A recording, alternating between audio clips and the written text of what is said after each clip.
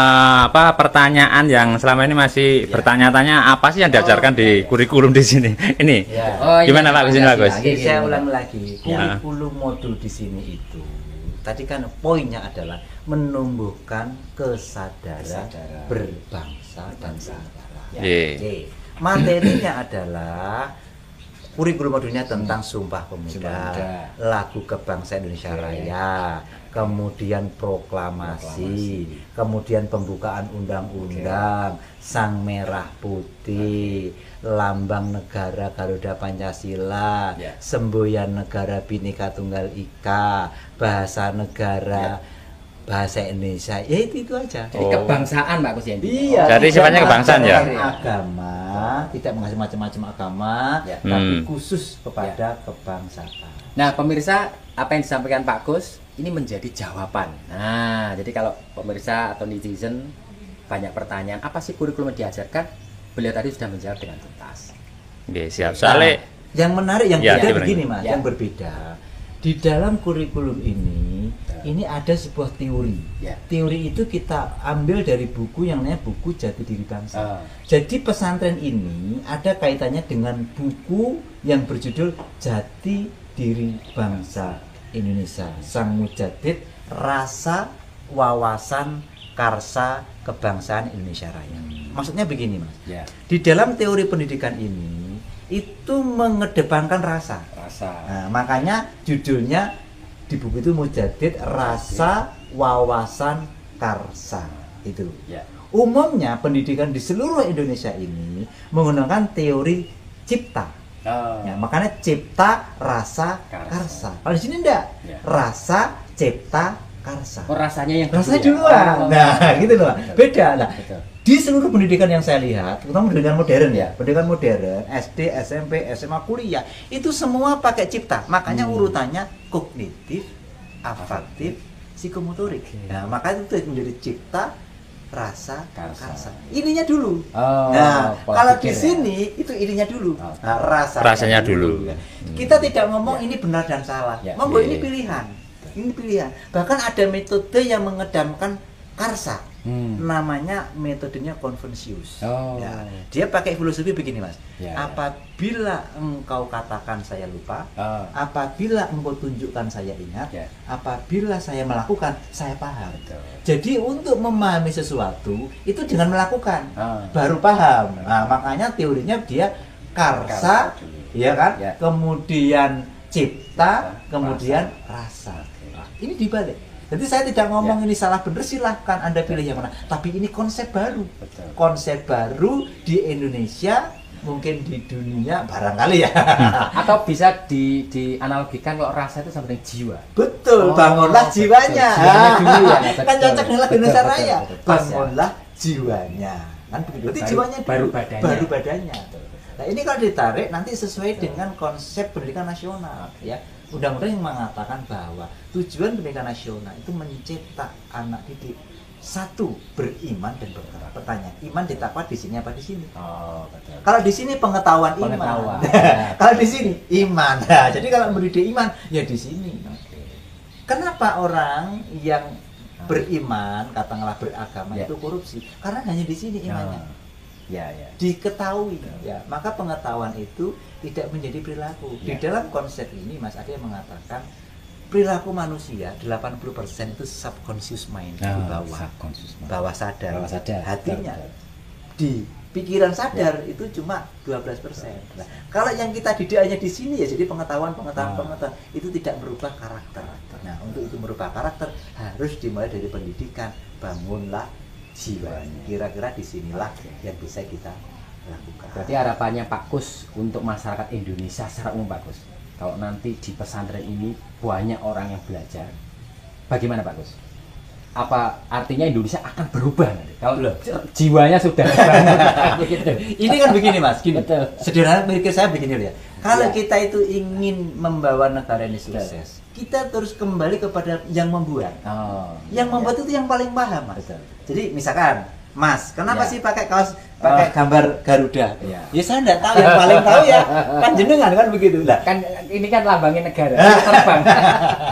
Artinya kalau kita ingin membawa negara ini, kita harus kembali kepada awal mula sejarah ini didirikan. Lah, sebelum sejarah ini didirikan itu sudah ada wasiat bangunlah jiwanya.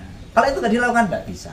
Di undang-undang pun begitu, mencerdaskan kehidupan, bukan mencerdaskan otak, ya kan? Kalau mencerdaskan otak ya nggak bisa, harus kehidupan. Nah, kehidupan itulah jiwa-jiwa kita, kehidupan bangsa.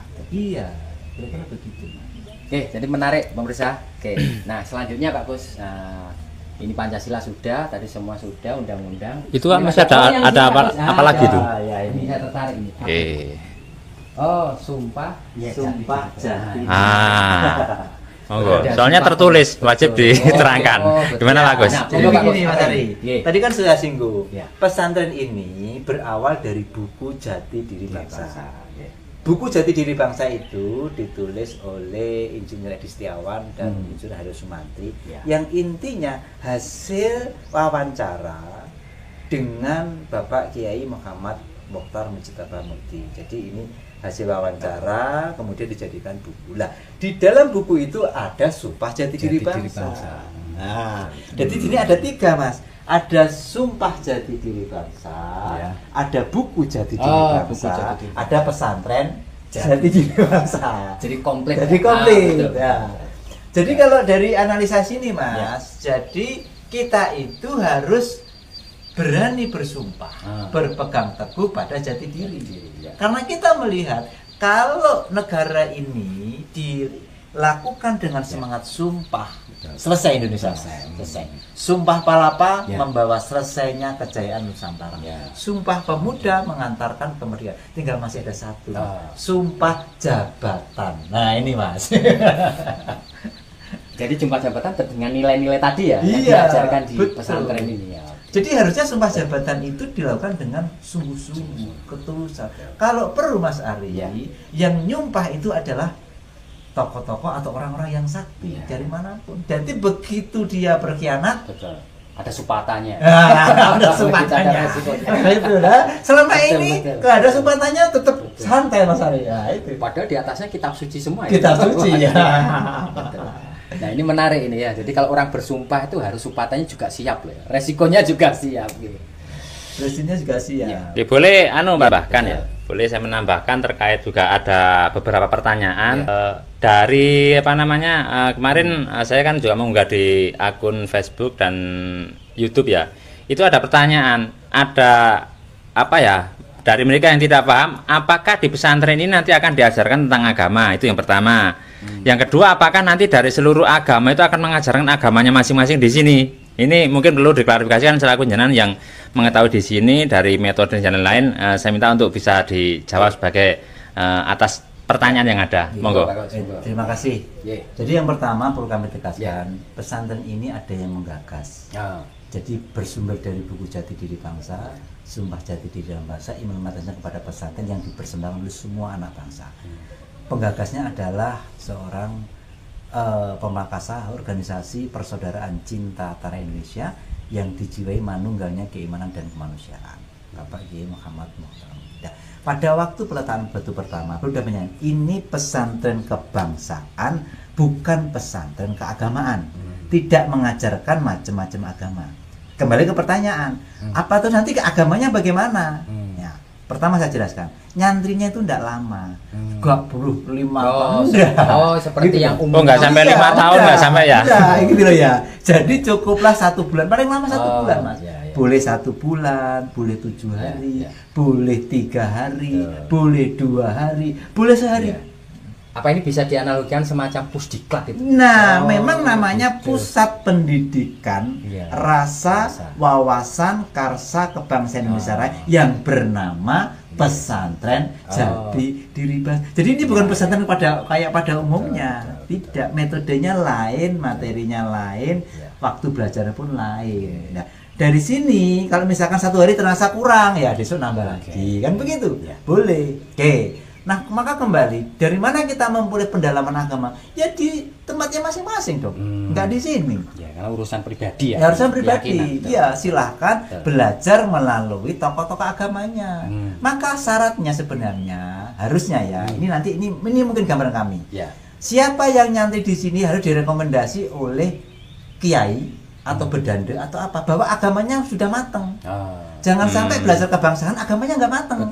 Kan begitu. Nanti jadinya kita negara yang sosialis bisa komunis ya kan, karena meninggalkan agama. Untuk itu ini kan ada di Pancasila ketuhanan dan kemanusiaan. Jadi ketuhanannya harus matang. Silahkan di rumah masing-masing, di komunitasnya masing-masing. Di sini diharapkan udah selesai.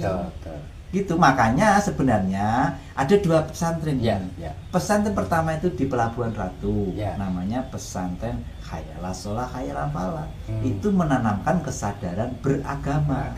Setelah beragama selesai, kesadaran bernegara. Jadi 2 penting, Mas. Ada orang yang hanya sadar beragama, tidak sadar bernegara. Ada orang yang besar bernegara, tidak sadar beragama. Kalau hanya sadar beragama, berbahaya, Mas. Berarti negara ini gak penting. Ya kan? Jadi dua-duanya harus sadar. Harus sadar. Ya agama ya negara. Iya, kira-kira begitu. Oke, bisa dipahami. Seperti kurang lebihnya yang disampaikan dari Bapak Kus Hartono atau lengkapnya Raden Mas Kus Hartono selaku yang menjadi penanggung jawab atau mungkin sebagai humasnya atau bagaimana, yang jelas sudah ada penjelasan. Jadi perlu dipahami bahwasanya di sini yang kami garis bawahi Pak Kus nggih, berarti di sini tidak mengajarkan tentang agama nggih. Terus juga dari agama lain pun juga tidak mengajarkan agama di sini. Intinya bukan untuk pendidikan agama tapi untuk pendidikan kebangsaan. Seandainya toh nanti misalnya ditemukan wah ini agamanya kurang, ya kita kembalikan. Silakan kembali ke pemangkunya. Ya ini mau diperdalam, kita bisa ngasih catatan. Wah ini agamanya kurang, Pak. Umpamanya yang muslim harusnya sholat atau nggak sholat umpamanya. Kita kembalikan, kita beri catatan. Ini nggak lulus ini. Dari verifikasinya gitu. Iya, nggak lulus. Jadi tetap di pesantren Jatidiri juga punya catatan. Iya. Syarat-syarat lulusnya apa gitu. Betul, ada syaratnya. Jadi kalau agamanya nggak bagus, kita kembalikan ini, tolong dilengkapi dulu. Dididik dulu agamanya, balikin sini lagi, kita tes lagi. Gitu. Nah, jadi tetap dua-duanya. Tapi tidak diajarkan di sini. Silakan diajarkan di pemangku di tempat atau di mana dia belajar. Oke. Baik Pak Agus. Ini untuk menambah juga ya. Ada pertanyaan juga, kenapa kok pesantren Jati di Bangsa Indonesia kok dibangun di Kediri di tempat ini? Ini bagaimana ceritanya? Mungkin ada sejarah apa atau sambung penemir apa? Bisa dijelaskan kalau ada yang mau ditunjukkan, monggo. Pripun? Ya, tadi saya sampaikan kan, ini ada penggagasnya. Jadi pemangkasa organisasi Persaudaraan Cinta Tanah Air. Beliau memang menentukan dari hasil ijtihad, dari hasil bertapa, dari hasil apa itu ya, kholwat macam-macam. Memang isarohnya harus dibangun di persada di kawasan situs Persada Soekarno. Singkatnya mungkin begini, kalau secara ilmiah mungkin begini. Pertama, tadi kan saya sampaikan Bapak Bangsa Soekarno. Kalau kita ngomong kesadaran berbangsa, lambang Bhinneka Tunggal Ika, itu semuanya di Kediri. Tidak lepas. Kita ngomong Bhinneka Tunggal Ika ditulis oleh Empu Tantular. Empu Tantular itu orang Kediri. Keturunan Kediri. Dan ada catatan yang mengatakan kemungkinan itu ditulis di sekitar Gunung Kelut. Di alas Gunung Kelut. Kita ngomong Gambang Garuda sebagai lambang negara kita, itu pun Kediri. Garuda. Ya. Apalagi kita ngomong Pancasila. Pancasila dari segi istilahnya itu pun di dalam kitab Sutasoma dan kitab Negara Kertagama. Itu Kediri lagi. Kemudian kita bicara Sang Merah Putih. Itu juga dari Kediri. Bendera Majapahit. Sebelum Majapahit. Sebelum Majapahit ada sudah ada. Sudah ada. Gelang-gelang itu benderanya merah putih, Kediri juga. Iya. Jadi bicara lambang negara, bendera negara, semboyan negara, dasar semua Kediri. Maka pesantren Jatidiri untuk kembali ke Diri. Oh, berarti Kedirinya itu Kediri. Iya. Jatidirinya itu Kediri. Ada penggalanya. Ya, secara filosofi kan Kediri masing-masing ya. Tapi secara fakta emang lokasi tempatnya di betul-betul Kediri gitu ya. Jadi bukan Kedi. Jadi ke-nya itu straight Diri. Lebih menguatkan ke Jatidiri. Betul. Karena dari Kediri itu dari kata berdaulat, berdikari. Kembali, kalau kita ingin semua ini harus ke diri kita kembali berdaulat, berdikari, jumeneng. Terakhir, Bung Karno menggali Pancasila awal pertama itu di Kediri. Tempatnya di mana Pak Gus? Ya nanti akan kita lihat. Oh ya siap. Oh berarti tempatnya Bung Karno menggali nilai-nilai Pancasila itu di pesantren Jatidiri juga ya? Berarti lokasi ini. Oh lah makanya. Nah ini menarik Pak Gus. Oke. Kaitannya pesantren ini jelas berhubungan dengan sang proklamator bangsa. Ada simbol-simbol yang sudah ada di sini. Luar biasa. Betul. Dan kita ingat bahwa jati diri kita itu hakikatnya Pancasila. Oh, Pancasila. Kan begitu manunggalnya keimanan dan kemanusiaan itu sila pertama, sila kedua. Ya. Yaitu jati diri kita yang membedakan ini dan ini menjadi senjata untuk perdamaian dunia. Ada sebuah filosofi yang menarik itu begini. Dalam situasi perang besar, ini kan sudah perang ini, perang ekonomi, perang politik, perang budaya dan informasi. Apa senjata terbaik? Orang sudah bilang leluhur kita, senjata terbaik dudu pedang, dudu keris, dudu tumbak, dudu montro. Senjata terbaik adalah jati diri. Itu sudah ada. Maka kalau kita ingin menghadapi persoalan apapun harus kembali ke jati diri. Nggak ada. Itu obatnya Indonesia dan itu sudah diwasakan para pendahulu kita. Senjata terbaik untuk menghadapi semua masalah jati diri. Politik jati diri, ekonomi jati diri. Jadi sebenarnya yang rusak bukan ekonominya, yang rusak itu pemerataannya. Ekonominya agak rusak, Mas. Ekonominya makmur Indonesia itu suge-suge. Nah, harapannya Pak Gus, ketika nanti orang sudah belajar di pesantren Jatidiri, kemudian dia lulus, Pak Gus. Harapan terbesarnya Pak Gus? Harapan terbesarnya setidaknya bisa berkontribusi untuk ikut menyelamatkan, ikut memperbaiki Indonesia. Karena sederhana sebenarnya orang-orang yang lulus dari sini harus bersumpah. Kita juga. Kalau aku besok jadi pejabat, aku sumpah. Kamu gak lulus. Aku jadi pejabat gak korupsi. Jadi kalau ukurnya ilmu-ilmu yang didapat dari pesantren ini harus dipraktekkan. Harus dipraktekkan. Harus ada kesanggupan. Gak sanggup gak lulus. Lulusnya itu kalau aksi ya. Aksinya. Luar biasa ini. Baik, bisa dilanjutkan.